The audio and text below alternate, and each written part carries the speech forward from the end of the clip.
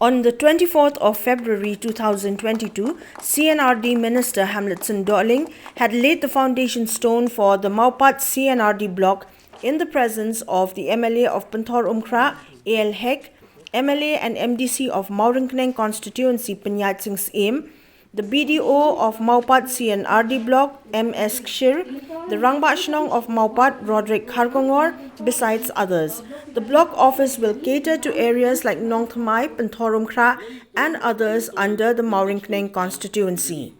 While addressing the gathering, Hamletson Dorling said that the C&RD block office is a significant location where central and state government schemes can be made available and channelized to the people who flock to such offices from time to time. Dorling also informed that the government has sanctioned about rupees 120 crores, where rupees 3 crores each has been allotted for the construction of 40 permanent block offices in the state. The presence of block offices have not only made it convenient for staff members but more so for the general public who need various services of the office, informed Dorling. He added that for the Mawpat C&RD block office, an amount of rupees 2.5 crores has been sanctioned for the construction of a permanent office. Di mentang apa kapal ijmi pada yang isu bah yakini ki blok baru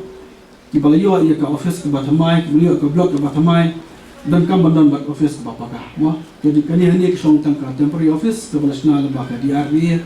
arp salak imang ai na kuar de basakar puri ke kuar tini pada mentang isu bah milan kam ban develop ia baru ti office jang blok bangga dokumen bari tu IP mentang bah kini ki really ki blok ki batamai mentang le ban khotandar ba ko wak daru le banai ketang le ban khotandar ban ai go daru ya ka damdama sene blok ka damal gari bajanova maulai borumbong ba ko Mawpat sene blok ni lamang ato sting masna ya office bahamai namda ka jingbet jumbiang jong office jong blok na bagi so tu video officers ki staff la kambiang ko office kaya bai ki ban rekam Bakunjur ipa-ipa rikuan cakap office dan kamru la kambiang ke office i kabo jige nam ta kita ba mong shnong nomor ba kong mene ke office cukup lot ke office bagi ipa-ipa kisu jan bagi le bedroom po office jong